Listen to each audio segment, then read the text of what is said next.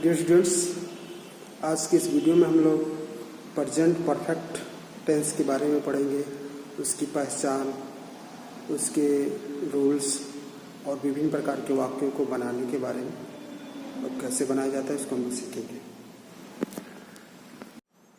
Present perfect tense, इसकी पहचान है हिंदी वाक्य के क्रिया के अंत में चुका है, चुकी है, चुके हैं, चुका हूँ, या लिया है, दिया है, ली है, दी है, की है इत्यादि शब्द रहते हैं। ट्रिक के रूप में आप याद रख सकते हैं या है, ई है, ए है, या आ है, ई है, ए है, ई हूँ, इसका मात्रा रहता है। जैसे चुका में का पे आ का मात्रा है, आ है। चुकी में क पे ई का मात्रा है, ई है ना। तो आ, ई, ए, ई इत्यादि का मात्राएं रहते हैं, तो भी आप समझेंगे कि वह प्रेजेंट परफेक्ट टेंस का वाक्य है। अन्यथा ये तो ऊपर वाला याद आप हमेशा याद रखिए, चुका है, चुकी है, चुके हैं, चुका हूँ, या लिया है, दिया है, ली है, दी है, की है। नेक्स्ट कुछ एग्जाम्पल यहाँ पे दिया हुआ है, जैसे पत्र लिखा है। यहाँ पे देखेंगे ख पे आ का मात्रा आ है ना। इसको दूसरे शब्द में ऐसे भी लिख सकते हैं, पत्र लिख चुका है। किताब खरीदी है, तो यहाँ पे देखेंगे खरीदी है, ई का मात्रा है, या किताब खरीद चुका है। मुझे घड़ी मिली है, मुझे घड़ी मिल चुकी है। परीक्षा पास किया है, परीक्षा पास कर चुका है। इस तरह से देखेंगे कि कोई भी जो हिंदी वाक्य है उसमें अंत में आ है, ई है, ए है इत्यादि सब रहते हैं, या उसी को हम परिवर्तित करके चुका है, चुकी में भी बदल सकते हैं और उसका भी सेम मतलब होता है। देखिए नोट में है, इस टेंस के हिंदी वाक्य के अंत में है, हो, हूँ, है इत्यादि अवश्य रहते हैं। इसको याद रखिएगा, क्योंकि यदि हाँ, है, हो, हूँ इत्यादि नहीं रहेगा तो सेम वाक्य वो पास्ट इंडेफिनिट में बदल जाएगा। नेक्स्ट वीडियो में जब हम लोग past indefinite voice present perfect tense के बारे में पढ़ेंगे तो इसका विस्तार से हम लोग जिक्र करेंगे वहाँ पे। प्रेजेंट परफेक्ट टेंस दर्शाता है कि कार्य का समापन भूतकाल में हो चुका है, किंतु उसका प्रभाव वर्तमान में भी है, अर्थात वर्तमान समय से उसका संबंध है। कोई भी काम समाप्त हो अभी हाल ही फिलहाल हुआ है और उसका कोई ना कोई प्रभाव verतमान में है। इसका कुछ एग्जाम्पल से हम लोग देखेंगे, क्लियर हो जाएगा। I have cleaned the room, मैंने कमरा साफ कर लिया है या कमरा साफ कर चुका हूँ। तो इसका तात्पर्य मैं कमरा साफ कर चुका, आप चाहें तो उसको देख सकते हैं, उसका प्रभाव अभी भी है, कमरा साफ है। Ram has lost his pen, Ram अपना पेन खो दिया है, इसलिए वह पेंसिल से लिख रहा है, या इसीलिए वह डरा हुआ है कि उसके गार्जियन उसे डांटेंगे, है ना। यानी कि पेन खोने के जो प्रभाव है उस पर कोई ना कोई प्रभाव वर्तमान में है। I have remember my lesson, मैं अपनी पाठ याद कर चुका हूँ, आप चाहे तो मुझे उससे पूछ सकते हैं, है ना। या मैं भी अपना पाठ याद कर चुका, मैं खेलने जा रहा हूँ। The train has arrive at the station, गाड़ी स्टेशन पे आ चुकी है, आप चाहें तो उस पर यदि जाना है तो आप जाइए, उस पर बैठिए। तो इस तरह से ये सारे वाक्य में हमने देखा कि प्रेजेंट परफेक्ट में ये वाक्य हैं, यह काम संपन्न हो चुका है लेकिन अभी हाल ही फिलहाल संपन्न हुआ और इसका कोई ना कोई प्रभाव वर्तमान समय में अभी कुछ न कुछ प्रभाव है। अब रूल्स के बारे में हम लोग देखेंगे। रूल नंबर 1, इसमें हेल्पिंग वर्ब हैज़ या हैव का प्रयोग किया जाता है। अब हैज़ कहाँ कहाँ पे होगा और हैव कहाँ कहाँ पे होगा, इसको हम लोग देखेंगे। Third person singular number, third person singular number subject यानी कि ही, सी, इट, कोई भी नाम हो या नाउन हो जो सिंगुलर हो, ऑब्जेक्ट सिंगुलर हो, उसके साथ क्या लगाएगा, हैज़ का प्रयोग होगा। अन्य सभी subject, third person singular number को छोड़कर अन्य सभी सब्जेक्ट जितने भी हैं उनके साथ आई, वी, यू, दे के साथ क्या लग जाएगा, हैव लग जाएगा। तो ये रूल हमेशा याद रखिएगा आप लोग।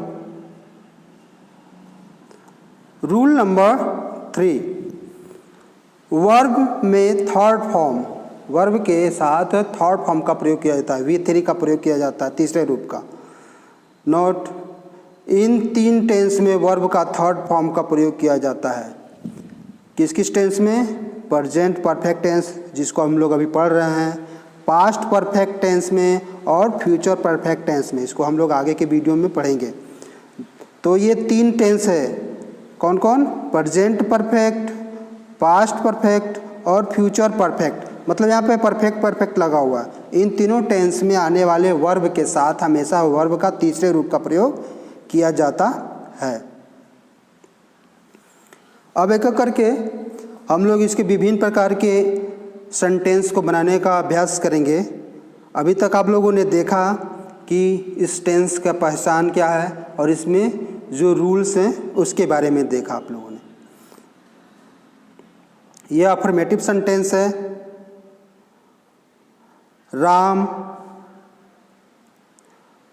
राम स्कूल जा चुका है, हिंदी वाक्य से पता चल रहा है। राम सब्जेक्ट है, हेल्पिंग वर्ब इसके बाद आएगा हैज़, नाम के साथ थर्ड पर्सन सिंगुलर में हैज़ का प्रयोग होता है। गॉन टू स्कूल, गो का वर्ब का तीसरा रूप है, गो दूसरा रूप होता है वेंट, उसके बाद गॉन, GON गॉन। तो यहाँ पे दिखेंगे Ram has gone to school. Affirmative वाक्य का जो अफर्मेटिव सेंटेंस है इसका स्ट्रक्चर यहाँ दिया हुआ, पहले सब्जेक्ट लिखेंगे, उसके बाद हेल्पिंग वर्ब हैज़ या हैव में जो उपयुक्त होगा वहाँ पे लिखेंगे सब्जेक्ट के साथ, उसके बाद वर्ब का तीसरा रूप, उसके बाद ऑब्जेक्ट या अदर वर्ड्स लिखेंगे। तो यहाँ पे देखेंगे हम लोगों ने यह फिल्म देखी है, दूसरा वाक्य है हम लोगों ने यह फिल्म देखी, इसमें सब्जेक्ट कौन सा है, हम लोग का अंग्रेजी क्या होगा, वी के साथ क्या लगता है, have. Third person singular number छोड़कर सभी सब्जेक्ट है ना, तो वी है उसमें, हैव, वी हैव सीन, सी का वर्ब का तीसरा रूप सीन दिस फिल्म। वह घर गया है, he third person singular number has लगेगा, he has gone home, home के साथ टू नहीं लगता। वे लोग मैच जीत चुके हैं, they have on the match. मैं काफ़ी टहल चुका हूँ, आई हैव वॉक्ड मच, आई के साथ हैव लगता है।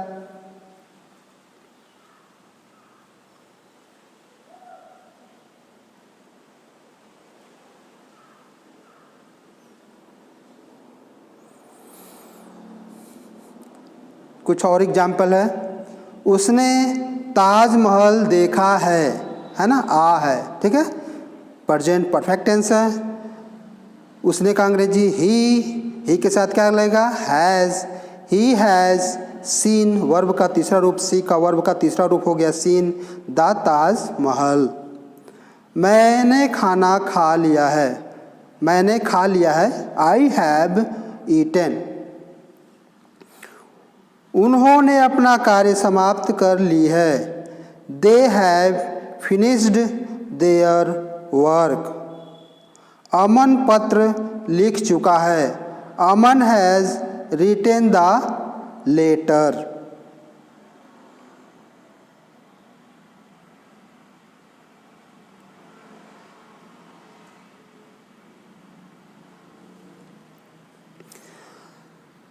इसका नेगेटिव सेंटेंस, नेगेटिव सेंटेंस में देखेंगे इसका स्ट्रक्चर है, सब्जेक्ट लिखेंगे, उसके बाद हेल्पिंग वर्ब हैज़ या हैव लगेगा और उसके साथ नॉट लग जाएगा, वर्ब का तीसरा रूप उसके बाद, और object other words. Ram school नहीं गया है, तो Ram has not gone to school. हम लोगों ने यह फिल्म नहीं देखी है, we have not seen this film. वह घर नहीं गया है, he has not gone home. वे लोग अपना कार्य समाप्त नहीं किए हैं। वे लोग अंग्रेजी दे के साथ क्या लगेगा, हैव, हेल्पिंग वर्ब हो गया हैव, उसके बाद ये नॉट लगेगा तो नॉट, उसके बाद वर्ब का तीसरा रूप तो फिनिश का वर्ब का तीसरा रूप ईडी लग गया फिनिश्ड, और उसके बाद ऑब्जेक्ट देयर वर्क।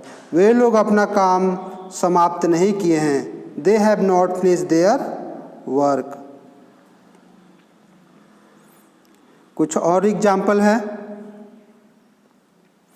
अमन ने पत्र नहीं लिखा है। अमन एक नाम है, थर्ड पर्सन है, इसके साथ सिंगुलर नंबर हैज़ का प्रयोग होगा।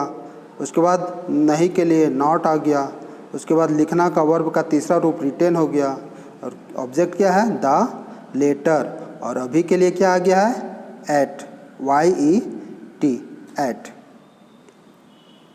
अमन has not written the letter. सूर्य अभी तक नहीं उगा है, the sun has not risen yet. अभी के लिए एट अंत में जोड़ रहे हैं हम लोग। माता जी ने अभी तक खाना नहीं खाया है, mother has not taken his food yet. रेलगाड़ी अभी तक नहीं आई है, the train has not arrived yet. Yet के लिए, अभी के लिए एट लग रहा है, अभी तक रेलगाड़ी नहीं आई है।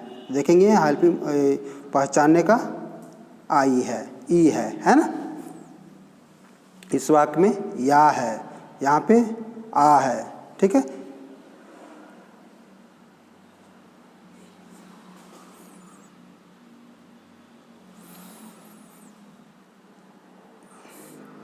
इंट्रोगेटिव ए। इंट्रोगेटिव ए के वाक्य को यस नो क्वेश्चंस भी कहा जाता है। क्या तुम चाय पी चुके हो? तो यहाँ पे जो क्या क्या से इंट्रोगेटिव ए का हिंदी वाक्य क्या क्या से शुरू होता है, और अंग्रेजी जो वाक्य उसको बनाएंगे हेल्पिंग वर्ब को सिर्फ पहले कर दिया जाता है। यहाँ देखेंगे स्ट्रक्चर में हेल्पिंग वर्ब कौन कौन सा, हैज़ या हैव का प्रयोग, उसमें से जो भी उपयुक्त होगा सब्जेक्ट के साथ उसको पहले लिख देंगे। हेल्पिंग वर्ब से शुरू करेंगे, उसके बाद सब्जेक्ट लिखेंगे, उसके बाद वर्ब का तीसरा रूप, उसके बाद ऑब्जेक्ट, और लास्ट में क्वेश्चन मार्क लगाएंगे, है ना। पंचुएशन के लिए ध्यान रखेंगे, क्वेश्चन मार्क से इंट्रोगेटिव ए वाक्य है, या इंट्रोगेटिव सभी वाक्यों में प्रश्नवाचक चिन्ह बाद अंत में रहता है। तो यहाँ पहला वाक्य है, क्या तुम चाय पी चुके हो? तो यहाँ पे देखेंगे यू है, सब्जेक्ट है, यू के साथ क्या लगेगा, हैव, तो हैव को पहले कर दिए, हैव यू टेकन टी? क्या हम लोगों ने यह फिल्म देखी है?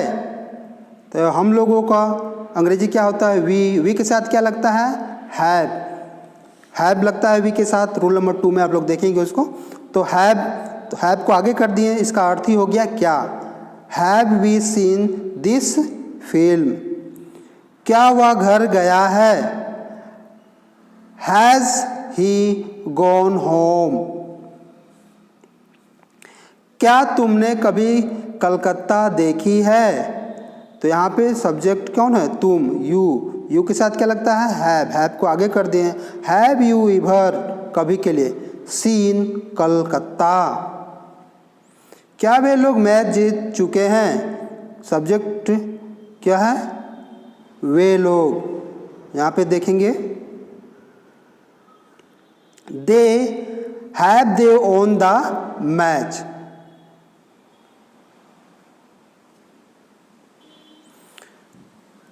इंट्रोगेटिव नेगेटिव ए, नेगेटिव क्वेश्चन ए भी इसको कहते हैं। इंट्रोगेटिव नेगेटिव ए मतलब प्रश्न भी पूछा जा रहा है और नहीं भी लगा हुआ होगा, प्रश्न भी होगा और नहीं भी होगा।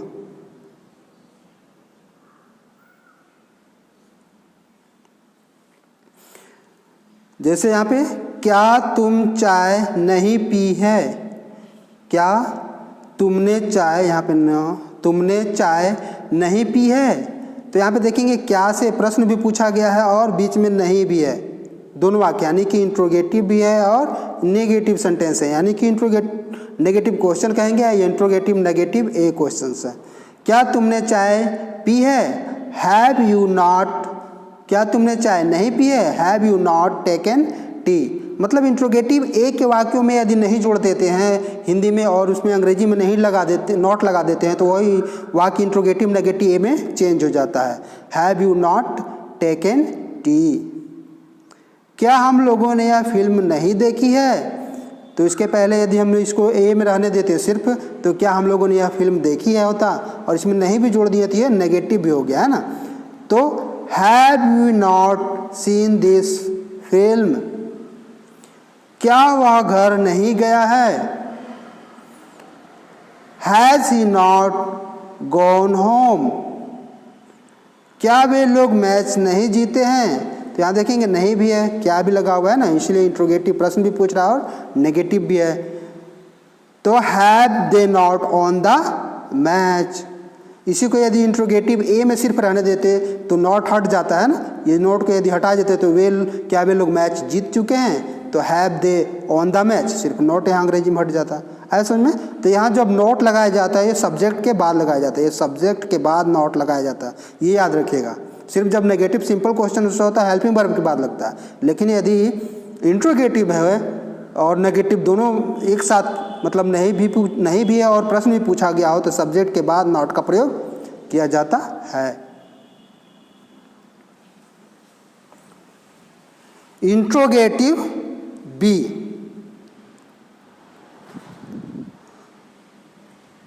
ये प्रश्न पूछने का दूसरा प्रकार है। इसमें होता है क्या कि प्रश्नवाचक जो शब्द हिंदी वाक्य होते हैं वो बीच बीच में होते हैं, जैसे कब, कहाँ, क्यों, कहाँ, कितने, है ना, ये सारे वाक्य हिंदी के वाक्यों के बीच में होते हैं और इसका जो इंग्लिश ट्रांसलेशन किया जाता है वाक्य के प्रारंभ में होता है। जैसे ये कब का अंग्रेजी क्या, व्हेन, यहाँ शुरू में है ना।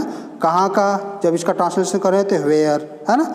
और क्यों का वाई, कहाँ का वेयर, कितना का हाउ मैनी, है ना। और ये याद रखेंगे कि इंट्रोगेटिव ए के वाक्यों के जस्ट पहले जब प्रश्नवाचक शब्द, इंग्लिश के प्रश्नवाचक शब्द जोड़ दिया जाता है तो वह इंट्रोगेटिव बी में बदल जाता है। जैसे तुमने चाय कब पी है, यदि इसी को पहला वाक्य क्या तुमने चाय पी है तो हैव यू टेकन टी, सिर्फ इतना होता, लेकिन अब इसमें कब जोड़ दिया गया है तो इस हैव यू टेकन टी, क्या तुमने चाय पी है, कि पहले जब व्हेन का अंग्रेजी लगा दिया है ना। इसके लिए आप लोग वीडियो नंबर, इसके पहले जब हम लोग ट्रांसलेशन बनाना शुरू किए थे उसमें आप लोग देखेंगे, शुरुआत का 2-3 वीडियो आप देखेंगे तो बिल्कुल स्पष्ट हो जाएगा आपको। तो जो बच्चे वो नहीं देखे हैं उसको जाके देख लें। वीडियो नंबर शायद 57 या 6 है।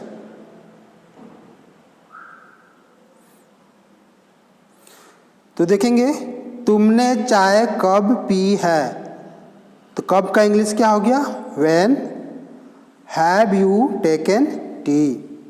हम लोगों ने यह फिल्म कहाँ देखी है, कहाँ की इंग्लिश क्या हो गया, where. Where have we seen this film, question mark हमेशा अंत में रहेगा। वह घर क्यों गया है, क्यों का इंग्लिश सिर्फ लिखेंगे वाई और उसके बाद इंट्रोगेटिव एक की तरह ही बना देंगे, हेल्पिंग वर्ब, सब्जेक्ट और वर्ब का तीसरा रूप, उसके बाद ऑब्जेक्ट। वाई क्यों का अंग्रेजी why. Has he gone home, वे लोग कहाँ गए हैं, वेयर हैव दे गोन।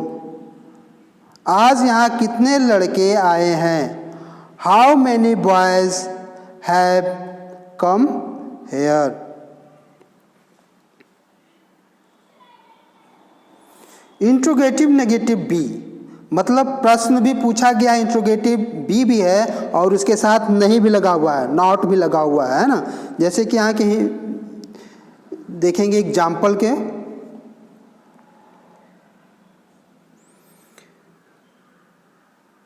तुमने चाय क्यों नहीं पी है, तो क्यों भी प्रश्न भी पूछा गया और नहीं भी लगा हुआ है ना, इसलिए नेगेटिव इंट्रोगेटिव नेगेटिव हो गया।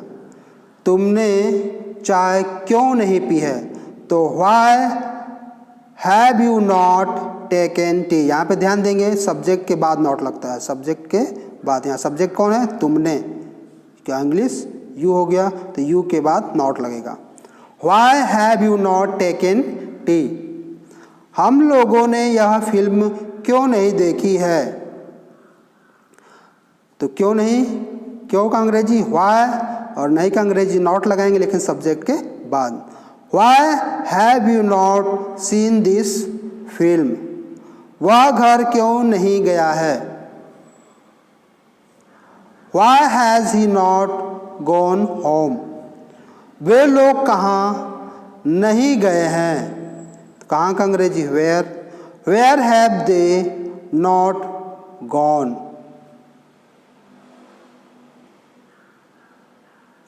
ये इंट्रोगेटिव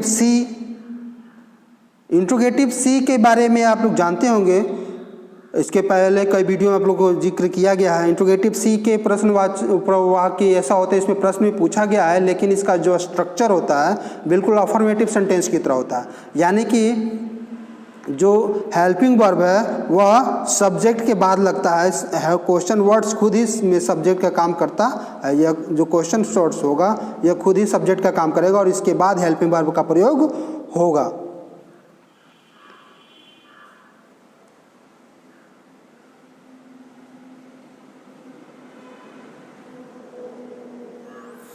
जैसे पत्र किसने लिखा है? किसने? हु, यह खुद ही सब्जेक्ट का काम कर रहा है। Who has written the letter. किताब किसने खरीदी है? Who has bought the book. Who has bought the book. ये के है, BOOK, ये स्क्रीन पे उग नहीं रहा। कितने मनुष्य खाना खा चुके हैं? How many man have taken food.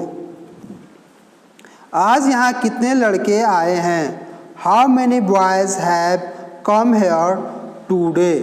तो यहाँ पे देख रहे हैं सारे वाक्यों में जो ये प्रश्नवाचक शब्द हैं ये खुद ही सब्जेक्ट का काम कर रहे हैं और इनके बाद हेल्पिंग वर्ब का प्रयोग हुआ है। हाउ मैनी मैन, ये एक साथ हाउ मैनी के साथ और जो है सब्जेक्ट जो रहता है वो उसके साथ जुड़ा रहता है। इसके बाद helping verb how many have, how many boy have, है ना। हु के बाद हैज़, हु के बाद हैज़, यानी कि हेल्पिंग वर्ब जो है इन क्वेश्चंस जो प्रश्नवाचक शब्द है क्वेश्चंस वर्ड्स के बाद प्रयुक्त होता है। इसको इंट्रोगेटिव सी कहेंगे। यहाँ प्रश्न पूछने का तीसरा प्रकार होता है।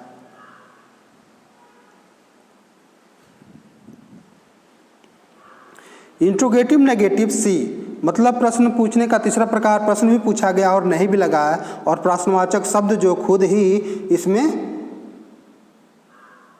काम करते हैं सब्जेक्ट का। तो हेल्पिंग वर्ब प्रश्नवाचक जो वर्ड है क्वेश्चंस वर्ड्स है उसके बाद प्रयुक्त होता है। जैसे क्वेश्चंस वर्ड्स के बाद प्रश्न प्रयुक्त होता है।